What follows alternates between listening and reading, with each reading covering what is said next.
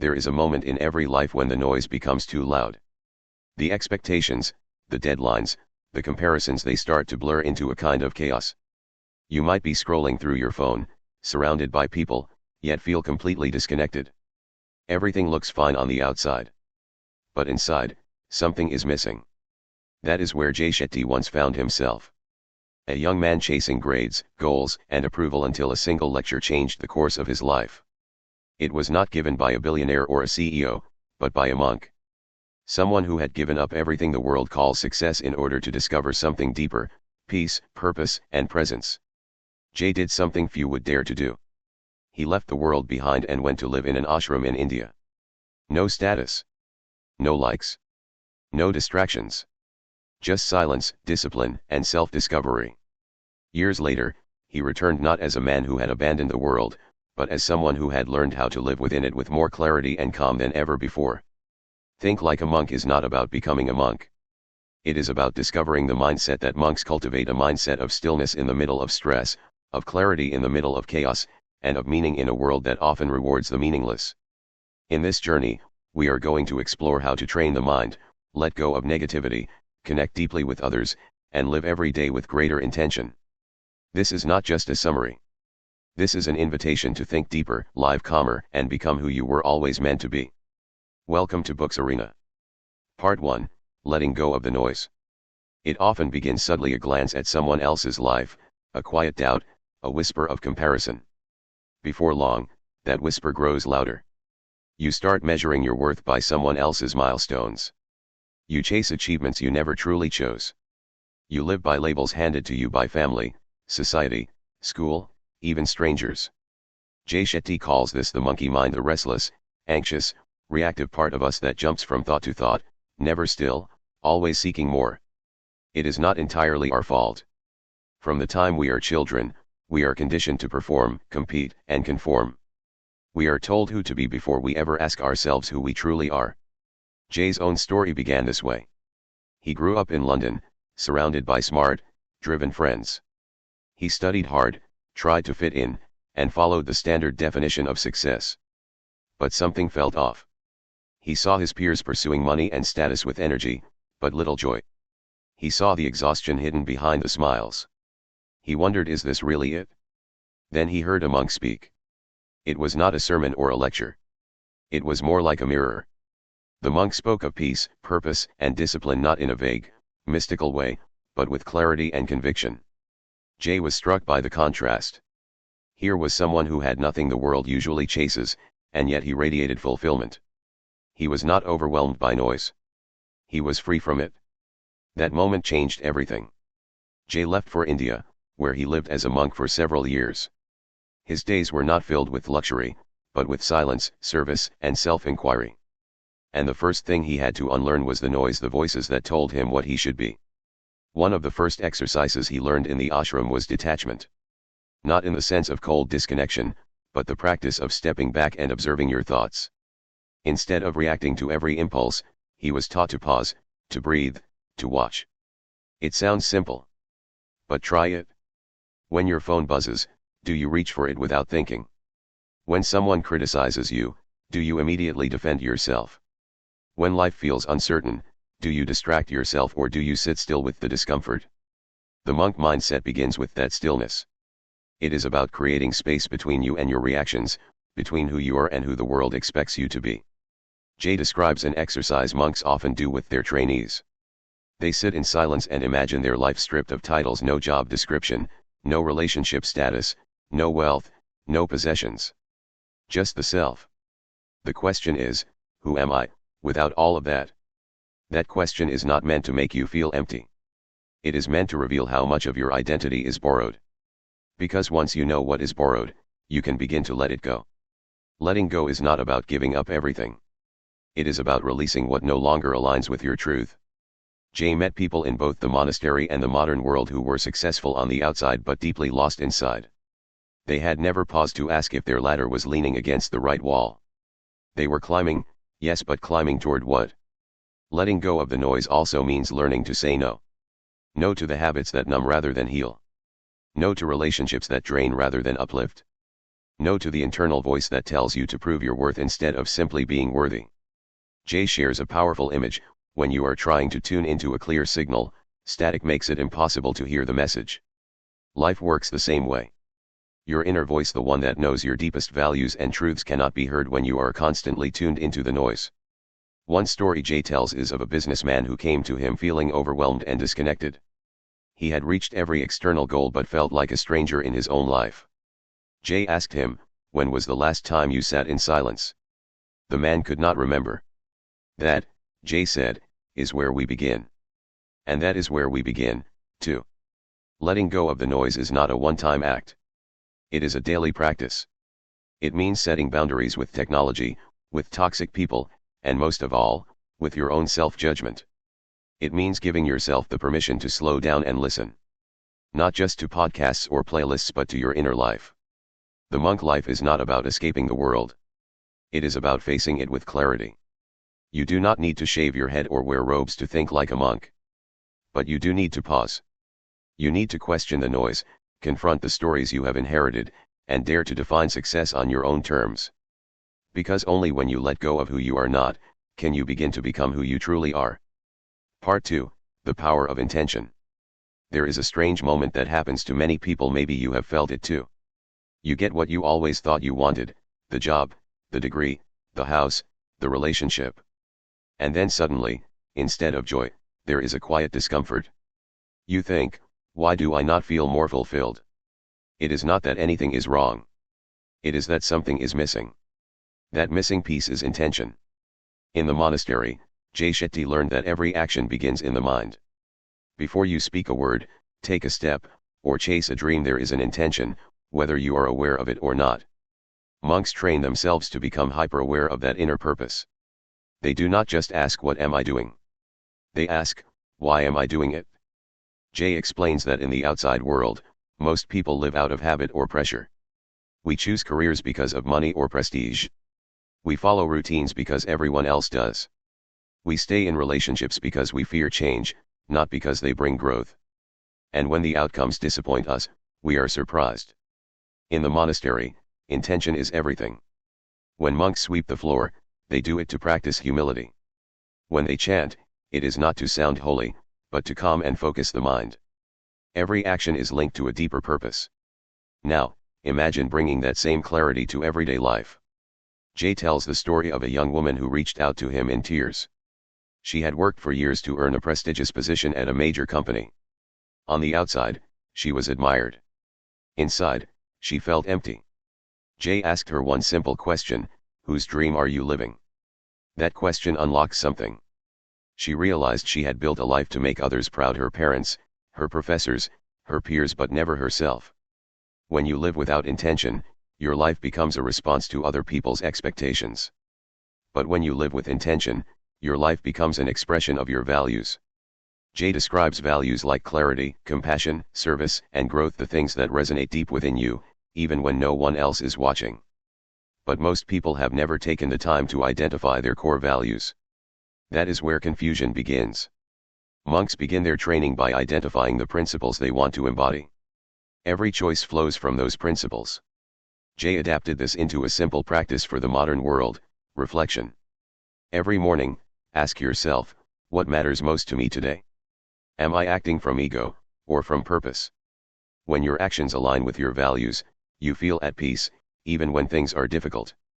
When they do not align, you feel tension even if you are succeeding by the world's standards. There is another key lesson Jay shares about intention: it must be greater than yourself. In the monastery, monks believe that service purifies the ego. When you do something only for yourself, it limits your growth. But when your intention includes helping others, even in small ways, it expands your life. Jay once mentored a college student who was obsessed with getting into a top graduate program. He studied endlessly, competed with others, and pushed himself to the edge of burnout. Jay asked him, "Who will your success serve?" At first, the student had no answer. But over time, he realized his dream was to use his education to create better access to healthcare in rural communities. That new intention shifted everything. Studying was no longer a burden, it was an act of service. We often think purpose must be something grand or public. But monks know that intention is a quiet power. A mother waking early to prepare food for her children can do it with deep intention. A barista serving coffee can turn a brief moment into a gesture of kindness. A person choosing not to gossip is making a powerful statement silently, but meaningfully. Jay reminds us that intention is like the seed of a tree. If you plant a mango seed, you will grow mangoes. If you plant anger, fear, or ego, that is what will grow in your life.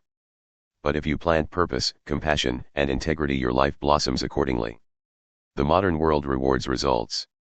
But the monk mindset teaches us to focus on the roots. What is driving you? What energy are you carrying into your work, your relationships, your choices? When you live with intention, your outer life becomes a reflection of your inner clarity. That is the shift Jay wants us to make. Not to stop chasing dreams, but to chase the right ones, for the right reasons. Because when you know your why, you find strength in your struggles, peace in your process, and meaning in every step you take. Part 3, Training the Mind. Imagine a mind that wakes up calm, focused, and energized. No anxiety about the past, no panic about the future. Just a deep sense of presence. That is the kind of mind monks strive to train, and the kind of mind Shetty believes is possible for everyone. But training the mind is not easy, especially in a world built to distract it. The modern world is designed for stimulation. From the moment we wake up, we are hit with messages, headlines, to-do lists, and endless notifications. Our attention is constantly pulled in 100 directions, leaving us drained before the day even begins.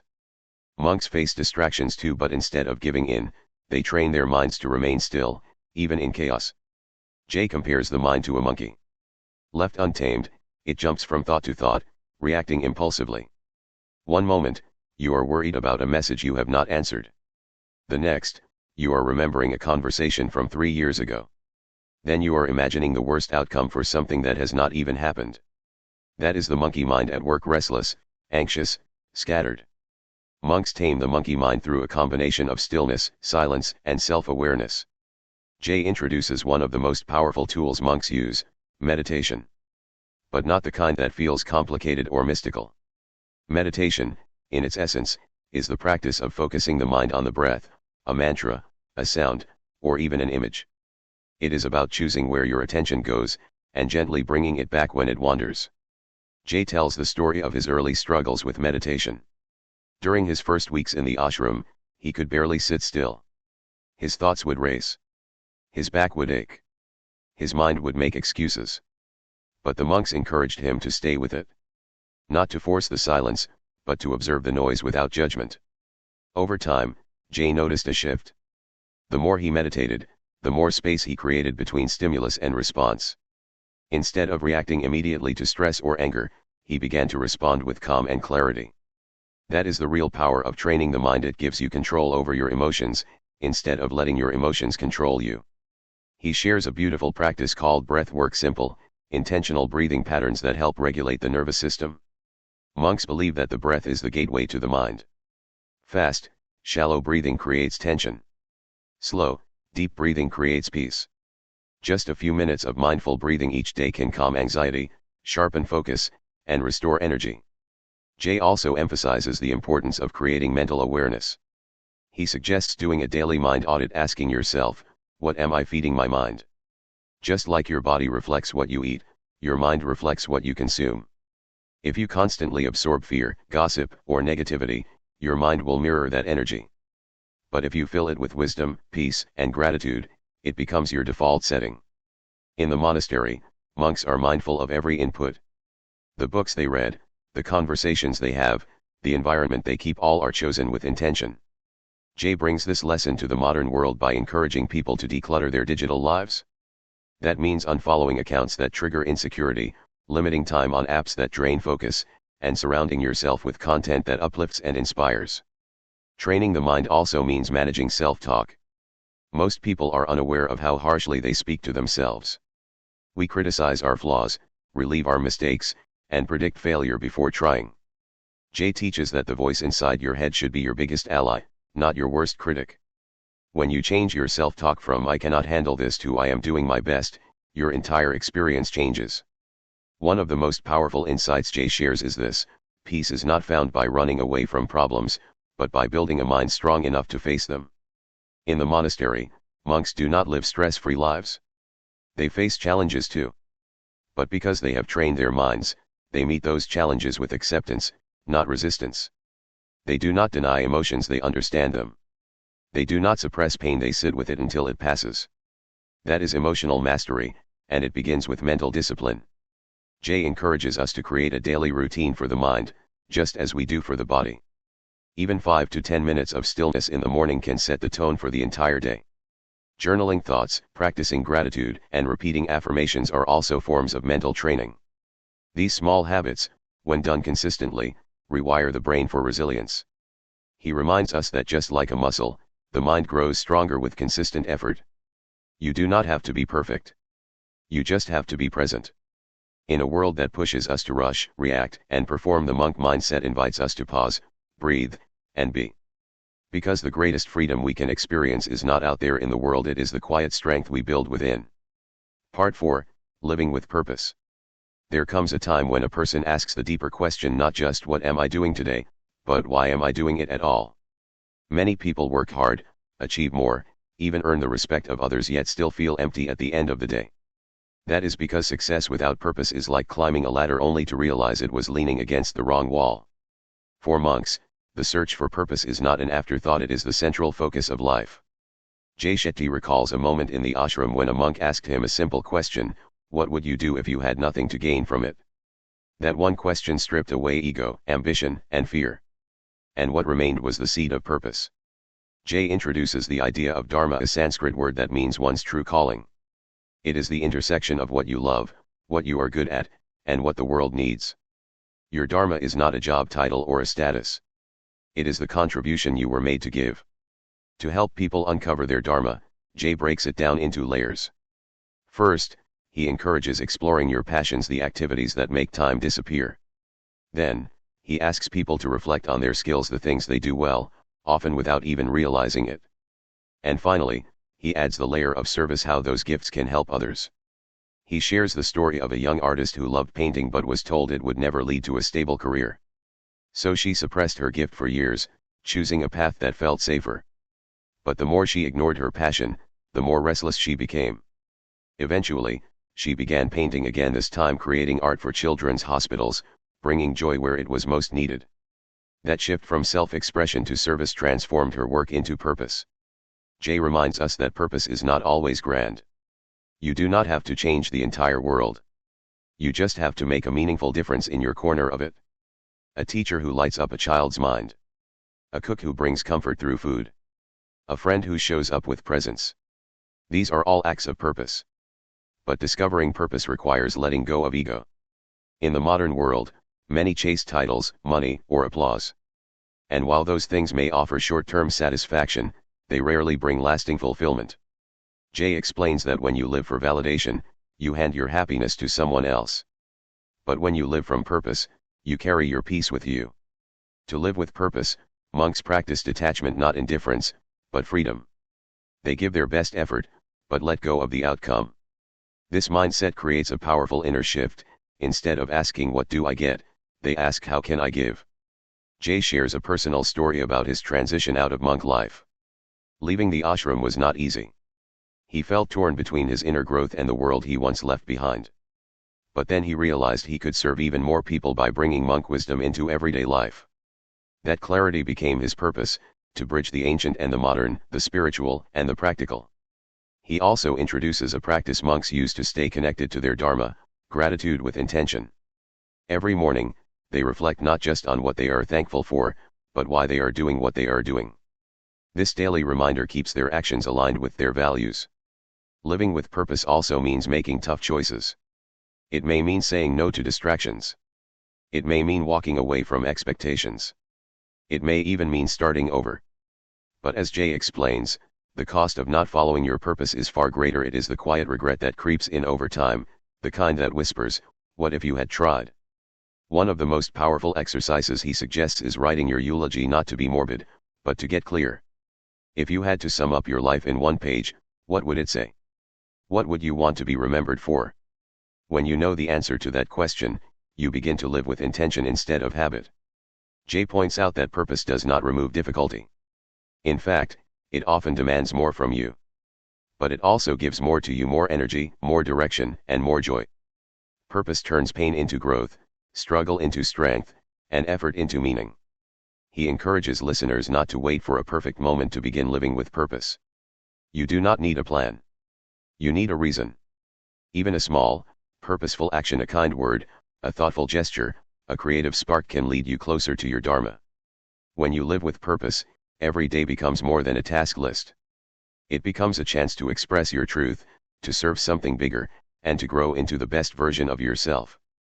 Because in the end, the most successful life is not the one filled with achievements, it is the one filled with meaning.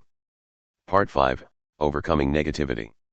There are few forces more powerful than negativity. It creeps in through whispers of doubt, angry comments, painful memories, and the energy of the people around us. Often, we do not even notice it until it has shaped our thoughts, stolen our joy, and altered how we see the world. Shetty learned early on in his monk training that negativity is not just something you experience, it is something you absorb, unless you are trained not to. In the monastery, monks treated negativity like smoke in a room, invisible at first, but toxic if left unchecked. Their solution? Constant ventilation, not of windows, but of the mind. One story Jay shares is about a fellow monk who carried around a small stone in his pocket. Every time he caught himself judging, complaining, or thinking negatively about someone, he would move the stone to the other pocket. It was a physical reminder that even monks are not immune to dark thoughts, but they are committed to noticing and redirecting them. Negativity often begins with what we consume. The news, gossip, toxic conversations, even the people we spend time with, all of it has energy. Jay introduces the concept of energy circles, how we must become intentional about who we allow close. There are people who drain us with complaints, criticisms, and chaos. And there are people who lift us up with hope, kindness, and honesty. One of the hardest lessons is learning to set boundaries even with people we care about. He explains that boundaries are not walls. They are filters. A wall shuts everyone out. A filter lets love in and keeps harm out. In the monastery, boundaries were non-negotiable. Silence was protected. Time was respected. Energy was valued. Imagine if we treated our attention the same way in the modern world. Jay also reveals how negativity often hides in disguise. It can look like perfectionism, when we are always criticizing ourselves. It can sound like being realistic, when really we are just afraid. It can even feel like ambition, when we constantly compare ourselves to others and feel we are never enough. One woman Jay coached had a habit of saying, "I just tell it like it is." But when she looked closely, she realized she was often just spreading her own frustration, not truth. She was stuck in a cycle of venting without healing. With practice, she began asking herself, "Am I sharing this to connect or to complain?" That simple question shifted her entire approach to conversations. Monks use tools to manage negative emotions instead of being controlled by them. One powerful technique is naming the emotion. When anger rises, they do not say, "I am angry." They say, "I notice that anger is present." That small shift in language creates space between you and the feeling. You are no longer the anger. You are the observer. Another tool is meditative journaling. Jay recommends writing down recurring negative thoughts and then challenging them. Are they true? Are they helpful? Where did they come from? Often, our inner critic sounds like a parent, a teacher, or an old friend whose voice we absorbed long ago. But just because the thought is familiar does not make it correct. Jay also dives into forgiveness not as something we give to others first, but as something we give to ourselves. Carrying resentment is like drinking poison and expecting someone else to suffer. Forgiveness is not weakness. It is strength. It means refusing to let someone else's hurtful act define your life. He shares the story of a man who had been betrayed in business. For years, he carried that anger with him into every meeting, every deal. He believed it made him sharper, tougher. But it also made him colder, more guarded, and more miserable. When he finally forgave, not for the other person's sake, but his own, he felt free again. Forgiveness cleared space for trust, creativity, and peace to return. Jay reminds us that overcoming negativity is not a one-time decision. It is a daily practice. It is choosing not to take the bait of every insult. It is choosing not to carry every burden. It is choosing to ask, "Is this worth my peace?" He also emphasizes the importance of replacing negativity, not just removing it. You cannot just stop being negative. You must fill that space with gratitude, with service, with something beautiful. Just like monks clean their rooms every morning, we must clean our minds. He recommends starting each day with a positive trigger, a line of scripture, a meaningful quote, a memory that fills you with hope. And ending the day with reflection: what did I carry that I could let go of tomorrow? In the end, Jay says, your mind is your home. You live there every day. You cannot control who knocks at the door, but you can choose who gets to come in and stay. Negativity may visit, but it does not have to move in. Part 6, Relationships with Depth. There is a strange irony in today's world. We are more connected than ever, yet many feel completely alone. We text more than we talk, scroll more than we see, and speak more than we listen. Relationships, both personal and professional, often suffer because we have not been taught how to create depth. That is something Shetty learned not in a classroom, but in the silence of a monastery. Monks spend hours in deep reflection, often in pairs, just listening. No interruptions. No advice.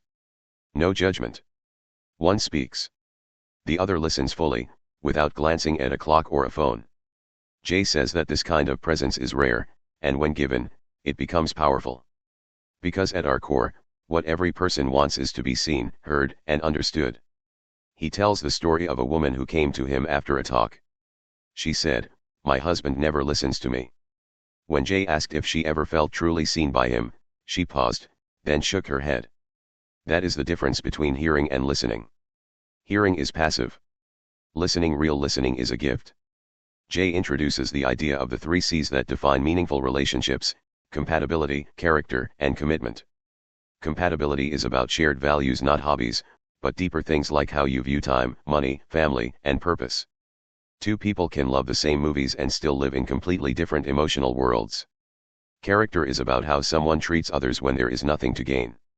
In the monastery, monks judged character not by how well someone meditated, but by how they behaved during chores. Were they kind, honest, humble? Commitment is not just staying through the good. It is showing up during the difficult, uncomfortable moments. And commitment is not just for romantic partners. It applies to friendships, teams, and families too. Jay says, the real test of any relationship is not how you feel during good times, but how you treat each other during hard ones. But what if the people in our lives are the source of pain, stress, or confusion? Jay teaches that relationships require boundaries, and not the kind drawn out of anger. The best boundaries come from self-awareness. If someone's presence constantly brings you anxiety, guilt, or exhaustion, it is okay to take a step back. You are not obligated to set yourself on fire to keep others warm. He shares the story of a man who kept tolerating his friend's toxic behavior out of loyalty. "We've been friends since school," he would say. But when he finally stepped away, he realized he had been loyal to the history, not the health of the friendship. It is possible to honor someone's past role in your life without giving them unlimited access to your present. Jay also emphasizes that a monk-like relationship is built on service, not status. In a world where many people ask, "What can I get?" monks are trained to ask, "How can I give?" Imagine what would shift if we applied that to our relationships. If instead of expecting people to complete us, we focused on how we could support their growth. He tells the story of 2 monks sweeping the courtyard together every morning. One was older, slower, but meticulous. The younger monk would finish first, but instead of waiting, he would quietly start helping his elder, without words. That unspoken support became their silent bond, not because it was grand, but because it was consistent. Jay encourages practicing gratitude within relationships. Not just the big gestures, but the everyday moments: a smile, a shared meal, a kind word. Gratitude softens criticism and opens the door to deeper connection. One of the most transformative lessons he learned was the power of compassion over correction. Instead of saying, "You are wrong," try saying, "Help me understand." Instead of trying to win arguments, try to win clarity. This shift from ego to empathy turns confrontation into conversation. And then there is forgiveness, not as a final act, but as a regular practice. People hurt each other. Even the most loving relationships will have pain. But forgiveness is the bridge that lets us move forward. Not forgetting, but releasing the weight of resentment.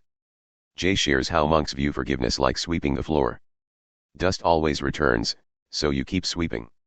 Hurt resurfaces, so you keep forgiving. Not because they deserve it, but because you deserve peace. Relationships thrive on truth, but truth delivered with kindness. Honesty is not cruelty. And silence is not peace. Jay advises that when you speak, ask yourself, is it true? Is it necessary? Is it kind? At the end of it all, he reminds us that the relationship we have with others will always reflect the relationship we have with ourselves. If you are harsh with yourself, you will be harsh with others. If you expect perfection from yourself, you will demand it from everyone around you. That is why the journey toward better relationships always begins within. You do not need to be a monk to build meaningful relationships. You just need to listen deeply, give freely, set clear boundaries, and lead with compassion. Because connection, in its purest form, is not built in loud moments. It is built in quiet ones when someone feels seen, heard, and loved for exactly who they are. Part 7, Purpose and the Daily Practice of Living. What is the point of it all? That question, heavy, silent, and quietly powerful, sits in the hearts of many. We chase jobs, relationships, success, admiration. But beneath all of it, we hope it adds up to something that means something. Shetty's time as a monk stripped everything down to the core. No fame. No wealth. Just silence, repetition, and the pursuit of one thing, purpose. But here is what he learned: purpose is not found. It is built. And it is not a grand mission announced to the world. It often starts quietly, with what he calls the intersection of passion, strengths, and service. Let us break that down, not like a lecture, but like a story you are living. A man once came to Jay in confusion. I love music, he said. But I work in finance. I feel dead inside. Jay asked him, do you believe music could help others? Could it inspire? Heal? Bring joy? The man paused. Yes, always. Then Jay said, then maybe your purpose is not just playing music. Maybe it is sharing your gift in service of others, even if it starts with one song, one person. That is where the monk mindset flips everything. Instead of chasing purpose as something external, a perfect job, a huge audience, monks focus on service. How can I use what I love, and what I am good at, to make a difference? Purpose is not something we wait to receive. It is something we practice. Jay says the biggest myth about purpose is that it arrives with clarity. But more often, it begins with uncertainty. You try, you stumble, you learn. You help one person, then another. And slowly, the fog clears. Not because you were struck by lightning, but because you kept showing up. And this is where routine becomes sacred. Monks wake up early not out of punishment, but to align themselves before the world pulls them in different directions. They chant, meditate, serve not to escape life, but to strengthen their ability to live it with intention. Jay learned that how you start your day defines how you carry it. Instead of reaching for the phone, he teaches people to begin with stillness. Breathe. Reflect. Ask yourself, what kind of energy do I want to carry into the world today? Not what the world wants from you, but who you want to be in it. He shares the story of a young entrepreneur who changed everything by shifting her morning routine. Instead of checking emails the moment she woke up, she meditated for 10 minutes and wrote down 3 things she was grateful for. Within weeks, her stress decreased, and her clarity increased. She stopped reacting to life and started creating it. This is the heart of monk thinking, living by design, not default. Jay also speaks of detachment, a word many misunderstand. Detachment is not giving up or becoming numb. It is about holding on to what matters, without letting it control you. It is the ability to act with full passion, yet remain peaceful regardless of the result. He tells the story of a monk tending to a garden. He plants with care, waters every day, yet never clings to the outcome. Some days the flowers bloom, other days they wilt. But his joy comes from doing the work, not owning the result. That is detachment, loving fully, without being owned by the outcome. Purpose grows when we let go of results and focus on values. Jay challenges us to ask, what do I stand for? What do I want people to feel when they experience my presence, my work, my energy? Maybe it is kindness. Maybe it is courage. Maybe it is honesty. These values become the compass you follow even when life throws storms your way. He emphasizes one final lesson: death is the greatest teacher. In the monastery, monks reflect on mortality regularly, not to be morbid, but to sharpen their awareness of what matters.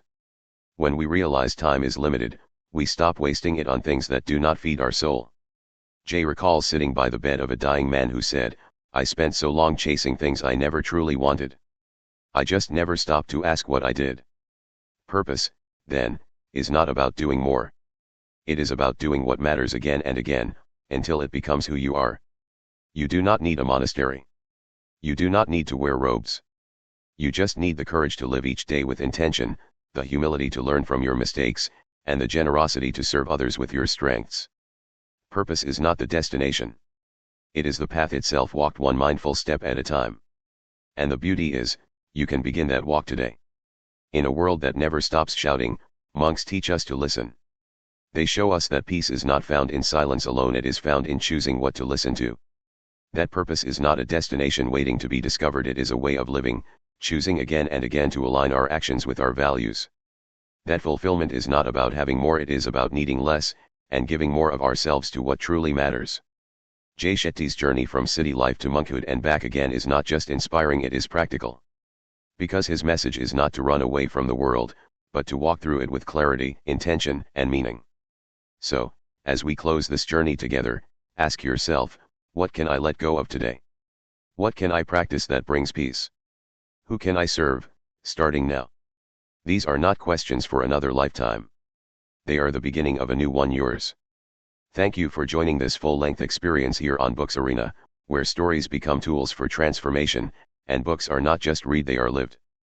If this journey gave you a moment of clarity, a spark of peace, or even just a reason to pause and reflect, I invite you to subscribe to Books Arena.